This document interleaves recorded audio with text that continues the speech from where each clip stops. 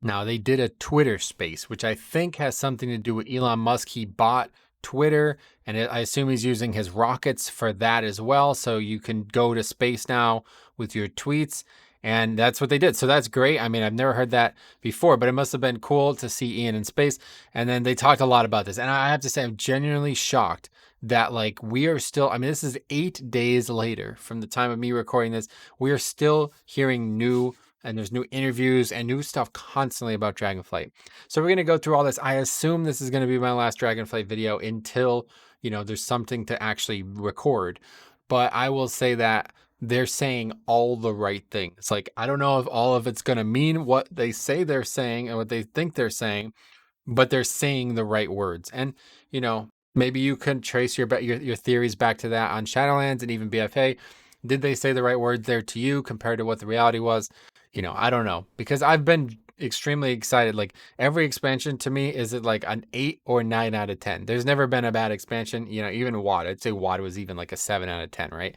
So I've never really been unhappy with an expansion, but this feels like it's going to be like an 11 out of 10, man. So right out of the gate, this is, I don't know when this happened, like in their trip to space or whatever, but like they talked about these things. I think this might be one of the last things they talked about, but on the MMO champion page, it's the first thing they post, and it's the most potentially important thing. The expansion is quite far along. Alpha is coming soon. So I'm going to read this whole thing. I'm going to give you my like kind of updated thoughts, because I made a few videos on this stuff now, and I feel like I have more to say about this, even though there's not really that much to talk about. My thoughts have evolved, and this is probably the biggest one here. So it says alpha is coming soon, right? We don't even have 9.2.5.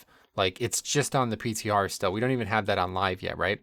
And that has one of the biggest changes ever coming, and that's going to be the cross faction grouping thing. Can you imagine a scenario where the alpha is out before that patch is live? It sounds ridiculous, right?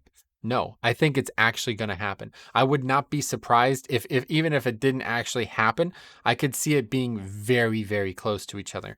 Because if you like followed along in the previous two alphas, so the way they used to do it was they used to just do like alpha was like very, very limited about like who would be in and stuff. But now they've just basically released like demos. Like, it's almost like, hey, we have one zone done. Why don't you go and play that for 25 hours? And they did that with Bastion, okay? So the first week of the Shadowlands Alpha, literally the only thing you can do was level like 3 times. You get 3 levels in Bastion, and that was it. You could technically copy your characters, but that was a bug. You couldn't do anything. You could make a templated character, and you could level through Bastion, and that was it. And that is not. I mean, they have to be farther than that, right? So all this other stuff. Well, I don't know what that timeline is, but this is actually possible. I bet we could play that right now. I guarantee you that we could play that right now. But the question is, what else? Because classes in general are gonna be big, and that was one of the best things about the Shadowlands Alpha. I remember spending I was there for like 18 hours just making all the classes because I wanted to see what new spells they got. Now, unfortunately, a lot of the coolest spells they got, like Searing Totem and the Mage Shields and everything, is some of my favorite ones they added, just got removed again by the time the beta was even out. So, yeah, I don't, it's not really that important. I just want to see the concept of talents, though. I'm telling you, like, the talent system is the thing that is going to be like the most interesting thing I've ever seen. I really can't even put it into perspective. Like, it could change the entire video game. But anyway, let's continue. I hear more great things that they're saying. Every WoW expansion is a fresh start, a chance to come back and be on a level playing field with everyone else.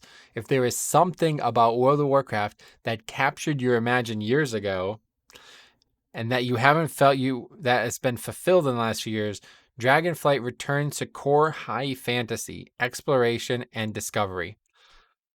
I'll buy it right now. I mean, that's it. Like, I don't even like you're just saying words that just make me really excited for like the game literally could have been like, hey, we're not adding any new content, you idiot. Buy this game, and I'd be like, all right, here's the money. Like, that's just how I am with what, like, I love the game. I'm gonna play it for the rest of my life until it's not playable anymore. And the fact that I'm still this excited, like, it's wild. It's actually wild to me, because you say all the right words, man, and it just gets my mind racing. Like, exploration and discovery. And I think like they finally found a way to make this flying thing work, man. And that is crazy that it took this long. I mean, they're literally releasing the expansion in the classic version of the game that basically killed the flying concept for 10, 15 years, and now they're finally found a way to make it work. So I just cannot wait to see what these zones look like, and I can't wait to see what you can do when it comes time to exploring them. But God, did they say the right word there? Because like a lot of people have been like complaining, like, oh, I just want to be like a basic player again. I don't want to be a champion and all this stuff. And so you're obviously still going to be that. I mean, that's not ever going to change. That's like not the game doing that. That's the years of the game being out doing that. But being able to just get back to the kind of like we as players don't know what's happening in the world. You know what I mean? It honestly reminds me of Wonder Woman, dude. That film's like landscape and like concepts were so freaking good. I mean, the film was good, obviously, but it was like when you went Themyscira or whatever the name of the place was. It's like, dude, I wish that was a WoW zone because it's just gorgeous. It's like you're everything around you. I feel like I could spend the rest of my life exploring that. You know what I mean? And I just have this feeling like that's what they're going for with Dragonflight, with the Dragon Isles, based on the imagery and the pictures.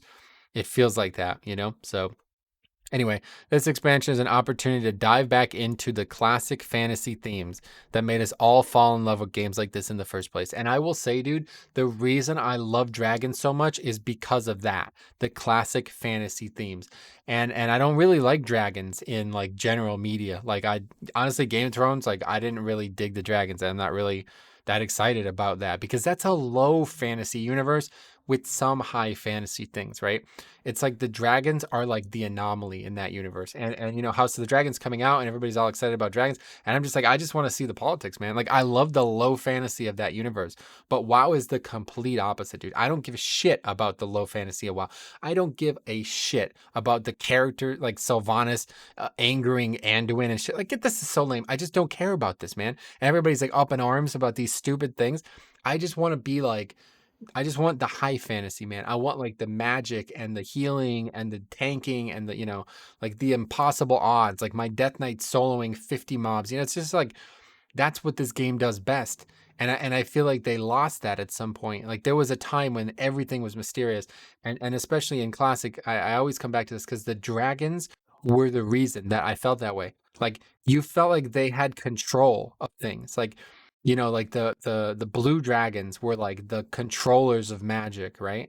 And like the green dragons were like the controllers of nature. And like Alex Straza was the controller of very hot characters in World of Warcraft. And it's just like it's been like that for the whole time. And so it's like, man, I just can't wait for that to be the case again. And it's probably not going to live up. I mean, let's just be serious. Like I'm creating a situation in my head that will never be lived up to, and I still don't think it's going to be disappointing. Like, even though I will fail my own check on that, I'll still be happy because it's just so awesome. The concept's so awesome. So we'll quickly read through some of these things. The team is moving on from borrowed power and is going to focus on evergreen systems like talents and profession. And this was the decision that they made before Shadowlands even launched, which I don't know why you would say that because then makes you look like idiots, to be honest. Like, what? You said that, but then you launched Shadowlands and you acted like you didn't expect to hear all the feedback you heard. I don't know why you would even say that, to be honest, but um, maybe that he means like after the beta and all the feedback came from Shadowlands, we're like, hey, let's never do this again. And it's like, okay, great. Well, you made a decision now that you're going to have to live up to, because honestly, the last time there wasn't really big power gains from season to season was Warlords of Draenor. And it was not a good experience power wise, I feel like. So we'll see what happens. But yeah, I mean, the whole borrowed power thing, as long as people understand what is and isn't borrowed power. I mean, like, let's put it this way, like talents and professions are also going to be borrowed power. Eventually, you're going to lose something. Like, you know what I mean? That's called tuning, and that's called balance. So things come and go all the time. It's not always by design, though. So anyway, the feedback let the team know how bad it felt to walk away from borrowed power. Losing your artifacts or legendary items started an expansion on a sour note. Yeah, and so that's a really cynical way of looking at that. I think that's them being like, "Hey, we hear you. You're to be honest, like if you think like at the beginning of the expansion when you have potentially 2 years of like covenants, and you're like, well, I'm gonna lose these in 2 years. I mean, you might not even be fucking playing in 2 years. Like what? That's just silly to even be saying that, but it's true. So I mean, they recognize that. I just hope they have a solution to it. Anyway, knowing that what you earned over an expansion will be gone, so it's not gone. That's the thing. Like they've already solved that problem. You can still use the covenants in Shadowlands according to what they said in the past. And obviously all the things you collected, like the transmog and a lot of that stuff, that's still there. But yeah, I think Legion was the worst defender of it, to be honest. Going from Legion to BFA was astronomically, like it was a huge drop.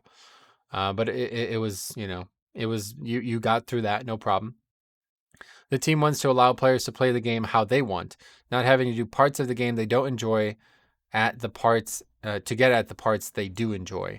And so that's again mostly just a player problem. So like you saying these words, like this doesn't really make any sense. That's never going to be the case. People are always going to look at minor optimizations, and they're going to make it look like it's mandatory, but those people are just killing the game for themselves. So really what you should have said was like, the team wants people to stop focusing on content that they don't want to do. Not they want to allow players to play the game how they want, because that already happened. You can play the game however you want. You can play the game. You don't even have to have a covenant, right? It's the players who might force you to do that. I mean, like you can get a raid of 20 people together without a covenant and go see what you can do. I promise you'd be more successful than you think. You know what I mean? Like it's not that crazy, but it's the social pressures and this weird min max culture for frankly casuals. Like even myself, right? Like, I mean, I'm not doing anything crazy, and there's still that pressure out there. So, it's not good, and I think the game won't ever fix that, but they can try. The team is thinking about how alts and catch up mechanisms will work in a way that they haven't done before. And I think that just means like they're trying to be very exhaustive to make sure everything feels like it will be alt friendly. But again, we'll talk about this. I'm sure there's more. But it's like you can't really get what people want is they want League of Legends basically, where you can literally play one of a million characters and they all start at the exact same power level. And over the course of like 40 minutes of gameplay, you develop that character and then it's gone again. And that's not what WoW is. WoW is a game where you're supposed to be spending thousands of hours on a character. So people who are trying to play it like it's a different video game are the ones that are kind of killing the game. You're really diluting the purpose of it. Like if you have 50 characters and you act like you play them all, like you're just lying to yourself, right? You're basically just hopping between them. You're not actually investing any time into one character. But maybe the game's changed enough that it's now possible to do that. I don't think I would ever play the game that way. I mean, at worst, I could see myself playing multiple Death Knights, but there's really not that many classes I could see myself playing and enjoying like at a serious level. So, when I grew up with this game, it was all about you had like a main. Having a main is important, and a main is like supposed to be the character that you are identified as. Like, I mean, I'm gonna make a video at some point on my name. You know what I mean? My name is the name of the character, and everybody called me that for years. And that's like, if I had 20 different characters and I constantly alternated between them and they all had different names, what the hell would people call me? Like, you know what I mean? It's just like, that's just kind of weird. That's just not WoW to me. But I think they can make it work. And so this is where it gets really weird. Nearly everything except obtaining gear should be account wide. See how that plays out. Obviously, gear will never be account wide, and it can't be. But that's probably what people will want. And I think that's like, stupid word to say, but slippery slope. I think people want everything to be account wide. And that's just not possible because there's too many progression systems. I explained this on stream the other day as well, but it's like people want things that are progression systems to be account wide. But they don't understand that if they were account wide, then the best way to progress through those systems would be to have 50 characters. And so like anything that's like locked out per day or has like a weekly reset, like raids, like imagine if like you can gear up an account instead of a character. Then it breaks the whole weekly reset because then you just keep doing the raid on 10 characters until your account was maximally geared and you'd be 10 weeks ahead of everyone else who's only doing it on one character. And then it completely transforms how the game's played. And if they ever did that, to be honest, it'd be a lot less interesting in WoW. But yeah, I don't know why people want that, to be honest. It makes me worried, but as long as, they do it right and things are not, imbalanced, like it doesn't heavily favor having dozens of alts for something, then I'm fine with it because I'll probably still not interact with it. Anyway, playing through a linear narrative should be optional after the first time you do it, and it is. It wholly is. I explained that as well today. Like you don't have to do anything. I literally leveled a character without even setting foot in Shadowlands. That character's level 60 and he didn't even enter Shadowlands yet. So I mean, the game is very it's not TBC anymore, where mandatory actually was a thing. You needed rep to enter dungeons. You needed attunements to do raids. You know what I mean? These things were actually mandatory. Now you can literally enter raid with 20 people without any gear on whatsoever, never having entered the raid, and you could go and have fun at your own pace. But like people think like, oh well, some website is going to tell me I can't do that. It's like, dude, there's nothing stopping you from doing that other than you. Anyway, having to improve your dragon riding skill on multiple characters wouldn't be a satisfying experience, and that I do agree with that. I mean, I don't know anything about it, but it would be interesting to see how that would play out if it was, because I think it would probably be really annoying. It sounds like it's going to be a really deep system. The problem, like I say though, is if you can get an advantage by having 5 characters doing something at once, I'm out. Like that's just not good. That's not good. You don't want that. So as long as they have some kind of, I don't know how they're going to handle it, but I trust that they will do a good job. And that's all about this stuff. Outside of things that grant power, if you do something once as a player, you should be able to repeat it on another character if you want to, but you shouldn't have to. And that's a good philosophy. The goal is to be all friendly from the start, not something that is added in future updates. And like, I don't know, like, I mean, that's just like them apologizing to me. It sounds like it's like, okay, you tried to do that, you failed, and then you made it sound like you didn't try to do that by saying, oh, we just didn't want it to do it at the start. Anyway, so no love lost there. I don't really care about any of this, but talking about the Dracthyr stuff, I'm just gonna skip on that because honestly, not really anything new there. But they're talking a lot about the starting zone. It will be fun to see how the dragons react to you. Even Alex Draza didn't know that you existed, and it's gonna be like, yeah, I think it sounds really cool. Like I'm really excited about all this. The Dracthyr thing, it's like I don't really like the way the race looks. And I might not even really enjoy the class, but my God, do I want to play through all of the stuff involving the dragon storyline. You know what I mean? So I'm all set. We go, I think, Reputation system, another big one here. The reputation system hasn't really changed since 2004. There are bars you fill up. You go find a quartermaster for the rewards. Yeah, it has changed. It's actually gotten worse. Like the rewards have gotten less and less valuable. But anyway, Covenants and Shadowlands played out well in Shadowlands. That's good because that's where they were, with a nice renowned UI that showed your progression. There are some major factions that we'll counter with a cleaner and more elegant reward progression. Each of the major factions stand on their own. Unlike the Covenants, you can switch around and focus on any of them as you'd like to. And of course, I mean, it sounds like that's just how reps work, but it makes me think that there's more to it because they keep saying this. It's like you can switch around and focus on any of them as you'd like to. It's like, you mean how every rep has ever worked? Like, why do they keep saying that? It makes me think there's more to it than that. Covenants were more time gated, but these factions will be much more flexible. Covenants were your power progression, so it had to be gated. Some rewards will be account wide, such as unlocking a cosmetic or access to an outdoor zone, but not items that give you power. And that's just how reps have always worked, guys. Like, literally. You want a piece of gear? Well, you can get the transmog from it on account wide. That's been that way since freaking Cataclysm, I'm pretty sure. But if you want the power from that piece of gear, you have to do the activity. And that's not going to change because that's how the game works. Mission table. This is actually this is disappointing, to be honest. There are no current plans for a mission table. It's why? Like, why not? I mean, honestly, I guess the point is like, where would you put it? Since you don't have anything like that in the game, it sounds like. But I mean, that's unfortunate because, like, the mission table has been such a good passive source of revenue, like for 4 expansions now since WoD, right? It seemed like a really good idea in WoD, and it wasn't. And then they tried to make it a good idea in Legion, and it still kind of sucked. And then BFA started getting a little bit more interesting, and then Shadowlands, they did a great job with it. I think it's the best it's ever been in Shadowlands, but it's just too complicated, and nobody's going to actually deal with it. They just use an add-on and stuff. I love the concept. I love the concept of being away for a day or two and coming back and having something. But again, I mean, that's kind of counterproductive to WoW. Like, I don't know. When you could have a million alts all farming gold for you for nothing, I think they should have removed it years ago. So the fact that they've committed to it, it's like, why? Why did you do that? And now you're removing it? I don't know. I have to keep saying this to myself, man. It does feel like this is WoW too. It feels like everything is going to be different. Anyway, story. There's an epic ending that involves characters that will adventure along during the expansion. The team wants to feel like a sense of optimism and hope for the dragons. You will care about who you're adventuring alongside and the lands. Yeah, we'll see about that. Thematically, this expansion is about the dragons, the threat they face, the goals they have, what we're going to do to help them, and what other dragons are doing to stop them. And that is so different than everything we have done pretty much since the end of MOP, right?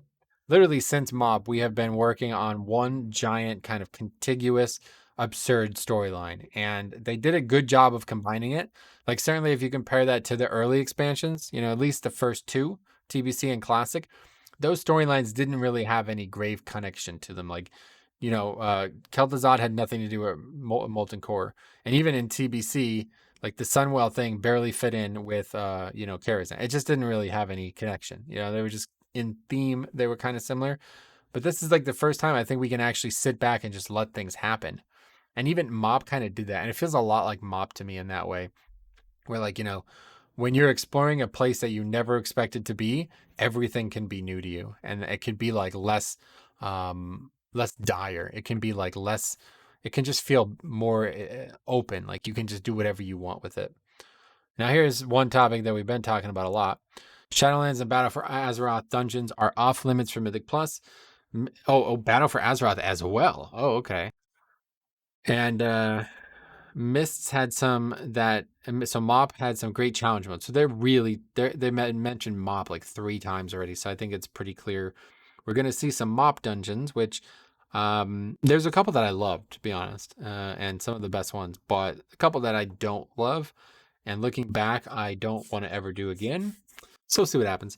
Anyway, the team is open to tweaking dungeons to give them modern gameplay needed for Mythic Plus. The problem with Mop dungeons was 3 of the 9 actually, right? Wasn't it 9? Yeah, I think it was 9 of 9.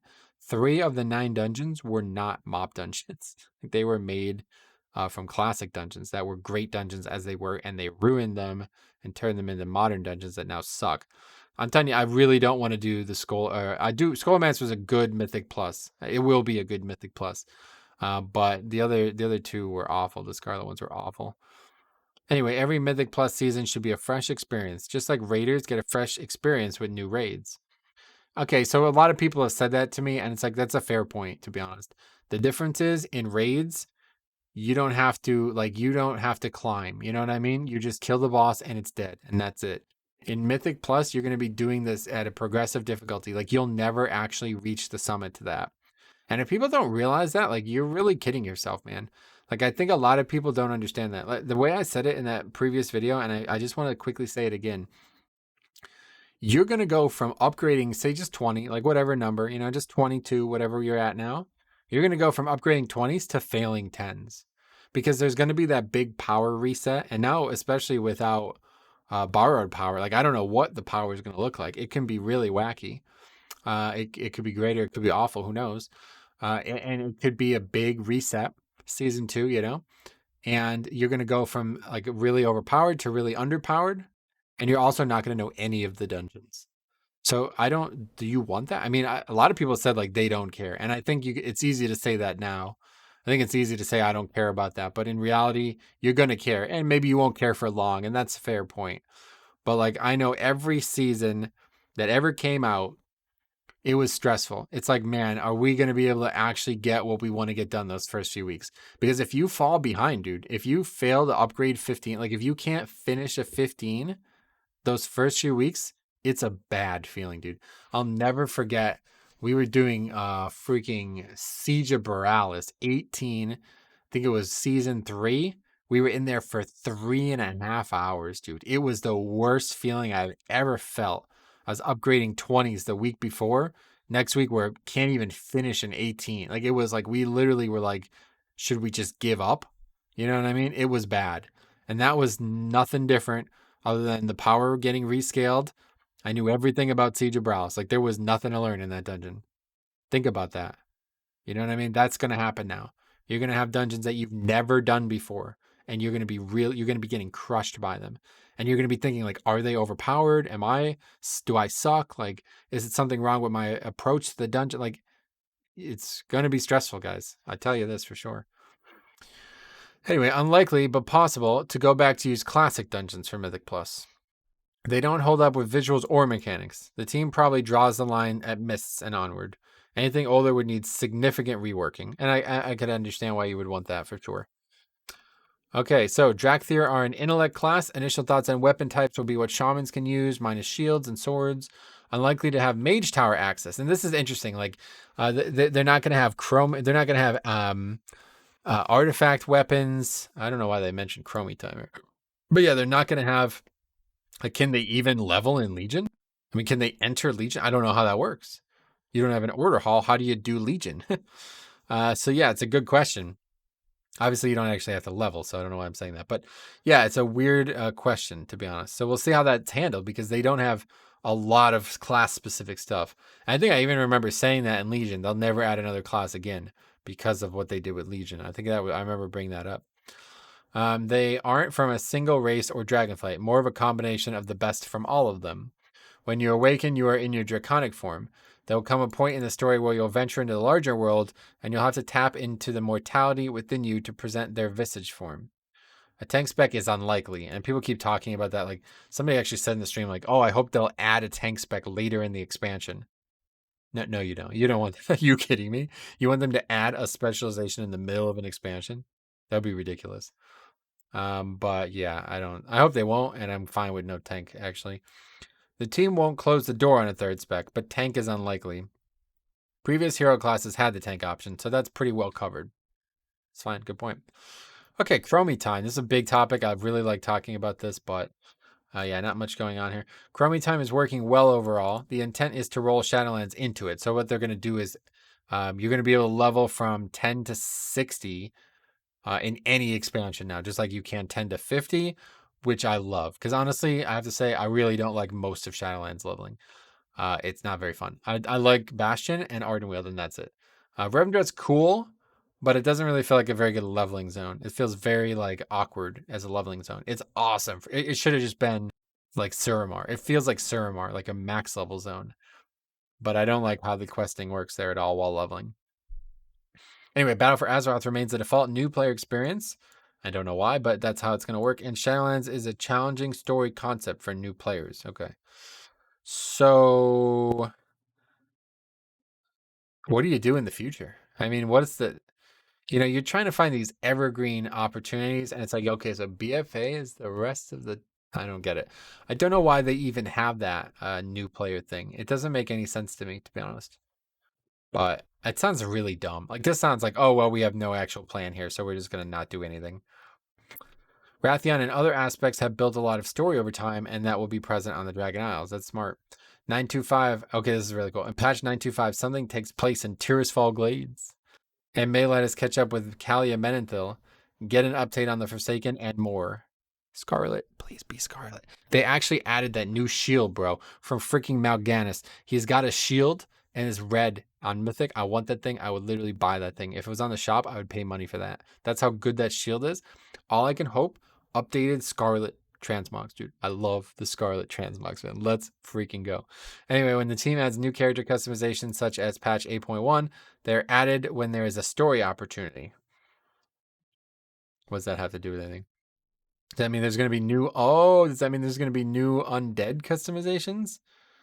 Anyway, flight as it has existed is swimming through the air. No momentum, physics, or gravity. This is talking about dragon riding, and this is really important. This is a really important part. Flying has the potential to shrink the world, eliminate danger, and reduce explorations. Yes! Thank you. I'm glad they understand this, dude. It's not, everybody's like, you can pretend you're an airplane. It's like, dude, shut the fuck up, dude. Nobody does that shit. Literally, the only, like 99% of the hours spent on a flying mount are skipping content, right? I get it, 1% might actually care about what they're flying over, but it's extremely rare. Most people get on a flying mount and fly all the way up and all the way over. And I do it too, dude. That's just how it works. You know what I mean? You don't freaking take your car through like muddy back roads to go to work. You take the most efficient way.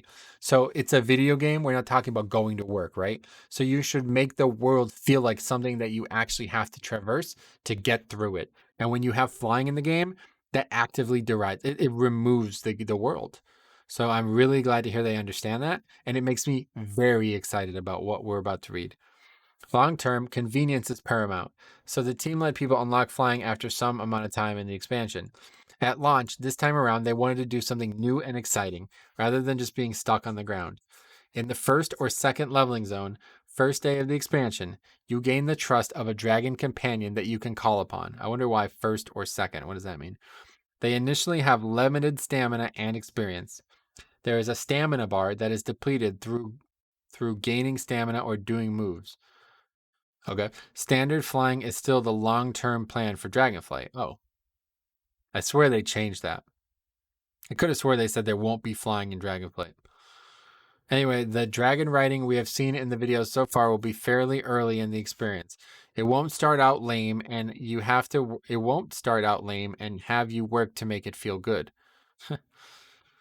TBD how you'll advance your dragon riding skill. They don't want to tie it to one specific type of content as that is limiting. Long term, allowing dragon riding out of Dragon Isles is a possibility. In the near terms, this is an expansion specific feature. So to me, it's like, yo, this is like a vehicle that you can take anywhere you want. It's like really a really limitless possibility. I love this concept. This is actually flying done right, dude. You could make it allow, like, there could be some skill, right? Like, God forbid people actually have to play a video game when they're in the video game. You could actually interact with your flying mount. You could care about what you're doing instead of just up, up, and away. You know what I mean? This is so freaking genius. I cannot wait to see it. And just the fact that they're wrapping it into the collection element, which I absolutely adore. I mean, it's probably my favorite thing about WoW right now. I'm not gonna lie to you guys. Like Mythic Plus has been really fun and I still enjoy it. And there's still like this almost like I feel like I'm in like a long-term relationship with Mythic Plus, but it's not as sexy as it used to be. Let's put it that way. A lot of the fun of Mythic Plus is gone for me. And things that keep me in love with this game are things like collection and this kind of like world, like it feels like the world is coming back to World of Warcraft, man. And Dragonflight sounds like it's gonna hit that right out of the park, man. Just like Anthony Rizzo, 3 home runs, dude. We go, man. Like I can't wait. Cross faction play. The armistice signed at the end of Battle for Azeroth was the starting point for cross faction play. Players will be reminded that this is a cooperative venture. Weird. Everything isn't forgotten between the Alliance and Horde, and there is still a resentfulness and distrust, especially from fucking Azerlon, dude. Don't even fucking think I forgot. We'll get to see some characters working together that wouldn't be that you'd previously think unthinkable. That's interesting. So it's gonna connect to the actual game too. It sounds like. In the past, you wouldn't see these rivals working side by side to a shared goal. So maybe we'll actually see like, I mean, I don't even know because Thrall and Jaina have basically been in an unspoken relationship since the early days, right? So I don't know. Anyway, in some ways, this is less about the narrative adapting to the new mechanic, but the mechanic adapting to the narrative from the past. Situational cooperation to overcome common threats has a history throughout Warcraft. Yeah, that's literally how Warcraft 3 ended, right? Cross faction guilds could happen, but there's a significant number of technical challenges, and that's fine. Get that going. Just start on that now, man, because it's never going to fully work until you can actually be in a long-term committed social organization with each other. You basically are making a pugging system when you don't actually encourage pugging in almost any way. It's kind of weird, don't you think? It's like, dude, you have to make cross faction guilds. It's not optional. Anyway, community feedback and engineering process progress will determine how any cross-faction play will go. Okay, systems. Let's see this. Borrowed power going away. Oh, really? The team didn't carry forward most of the Shadowland systems. There is gear. Well, that's good. Ooh. Outdoor progression. Heard of that before. And universal currencies that help you to further your power progression. Sounds familiar. The outdoor world experience needs to stand on its own for players that enjoy only that part of the game. That's one way to put it. Some version of the Great Vault is being carried forward with some small tweaks. It felt like a clear improvement from the single item chest. It is like it's just objectively the case. And finally, another story part. Tuskar would be too powerful as an allied race. How about that? They actually said that you're not getting an allied race. Alexstrasza has seen a lot of carnage done to the dragons by both mortals and dragons. She is optimistic, but will acknowledge hard feelings towards previous actions. She may say something specific to Death Knights. Conditional quest texts were when there is history relevant to a character is nice to have. I agree. And that's pretty much it, guys. So I have to say, like, you know what, man? They're saying all the right things. And I really am excited about I can't stress that enough. It's so freaking exciting, dude. This is like it feels like WoW 2, and it's kinda scary because I still haven't done everything I wanted to do in WoW 1, man. That's life on Azeroth. It's just so wide, and I don't know what WoW 2 is gonna look like, I don't know what this is gonna end up being like, but if even half of what they're saying ends up being true, it's going to be the best expansion ever. So, hope you'll be along for the journey. If you watched the whole video, thank you. 35 minutes. I try to make these videos short. I'm trying to talk fast, but it's not working. Thank you for watching. We're going to see you guys in the next video.